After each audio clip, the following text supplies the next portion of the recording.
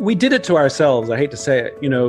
We overemphasized this rugged individualism ideal in the United States, and it's backfired on a number of levels. One, we put massive pressure on a young generation that they have to have everything figured out by themselves, do it all themselves, work hard, have a vision, et cetera, et cetera, et cetera. Know your purpose, which is, by the way, no human being is strong enough to do that alone.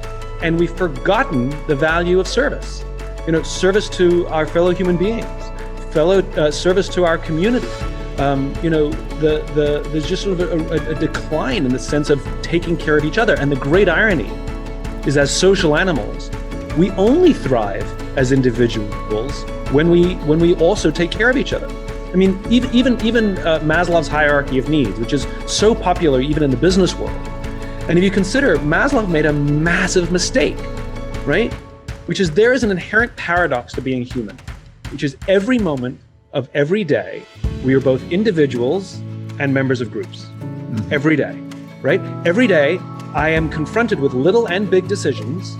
Do I prioritize myself at the expense of the group, or do I prioritize the group at the expense of myself? There's an entire school of thought that says, no, you have to take care of yourself first so that you'll be healthy to take care of the group. And there's another entire school of thought that says, no, you have to take care of the group so that they can take care of you when you need it. And the answer is, you're both right and you're both wrong. It's a paradox. Mm. And this is what Maslow got wrong. At the base of his pyramid is food and shelter. And on the third level up is relationships. I've never heard of anyone dying of suicide because they were hungry, right? We die of suicide because we're lonely. In other words, there's something more important than food and shelter. If you only consider us as individuals, Maslow nailed it. You got it 100% right. The problem is, he forgot that we're also members of groups. And that's the problem. He's only half right. And we've so prioritized, and think about what's at the top of Maslow's hierarchy: self-actualization. How gross is that? That I literally sit on the top of a pyramid. I'm at the highest point, looking down, self-actualized, me. Again, what about shared actualization? What about that we grow as a community and take care of each other, and we take a tremendous joy at the success of others? Any parent knows this, right? The intense joy a parent gets to see their child succeed. Well, that's nothing to do with you, but it is. It's your family. It's your paying it forward. It's all those years of sacrifice that finally bear fruit. And there's something to be said for taking joy in the success of our colleagues and our coworkers and our friends, as opposed to being angry and bitter and what about me? Like I said, we've over-indexed the rugged individualism. I think we can do a lot more. And as if I haven't beaten this horse to death, I'll add one more thing, just to reinforce the point more. There's an entire section in the bookshop called Self-Help, and there is no section in the bookshop called Help Others.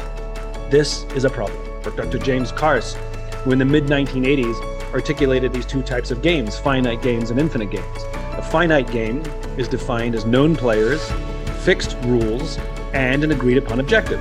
Football, baseball. There's always a beginning, middle, and an end. And if there's a winner, necessarily there has to be a loser. And then you have infinite games. Infinite games are defined as known and unknown players, which means new players can join at any time. The rules are changeable, which means everyone can play however they want. And the objective is to perpetuate the game, to stay in the game as long as possible. Turns out we're players in infinite games every day of our lives. There's no such thing as winning global politics. There's no such thing as winning education. You can come in first for the finite amount of time you're at school, because there's an agreed upon metric system and there's agreed upon standards as to what first looks like, but nobody wins education. Nobody gets declared the winner of careers. And there's definitely no such thing as winning business or winning politics. You can win an election, but you can't win politics. But if we listen to the language of so many of our leaders, it becomes abundantly clear that they don't know the game they're playing in. They talk about being number one, being the best, or beating their competition. Based on what? Based upon what agreed upon objectives, metrics, or timeframes. And this is a serious problem, because when we play with a finite mindset in an infinite game, when we play to win in a game that has no finish line, there are some consistent and predictable outcomes. The big ones include the decline of trust, the decline of cooperation, and the decline of innovation. When you talk about modern day politics, what do we see? Nothing short of decline of trust and decline of cooperation. They're not working together for the greater good. They're working together to see themselves reelected, whether as an individual or as a party, to stay in power. And sometimes that means doing things that will actually hurt us, the general population, the voter, to protect themselves or protect their images. There is no sacrifice for the greater good. Are you kidding? And the big joke is, there's no such thing as winning or losing in those games anyway. Like when Circuit City went bankrupt, Best Buy won nothing. All that happened was the game changed. And I've talked to some old tiny congressmen, and they've said back in the day, they used to debate 80% of a bill behind closed doors and come to an agreement. The last 20% was for the cameras. And the ambition, the goal, was that both parties could go back to their constituents and say, we got what we wanted. In other words, both could win. Just like business, it's an infinite game. Two companies selling basically the same product for basically the same price for basically the same quality can both be wildly successful simultaneously. And it's the same in politics. Both parties can actually be successful at the same time.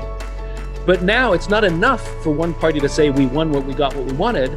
We now have embraced this finite mindset in this infinite game of politics where it's not enough for us to win, but the other party has to lose, which is a joke because there's no such thing.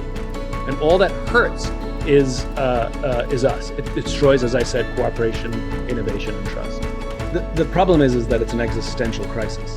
You know, if we continue down this obsessively finite path, it becomes existential. You know, and for the cynics out there, you know, the infinite game is not the absence of finite games.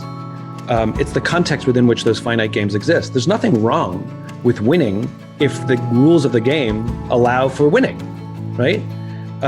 There's nothing wrong with metrics and counting. You know, our dopamine-driven brains need to count things. We need to feel the progress, count the progress. You can't run a marathon without mile markers. It's actually really unnerving, right? Mm-hmm. There's nothing wrong with that. But to what end is the question I would ask. To what end? You know, you want to make money. To what end? You want to get a promotion. To what end? So you can retire. You know, they're not going to write the last balance on your bank account on your tombstone. You know, nobody wants the title on their last business card on their tombstone.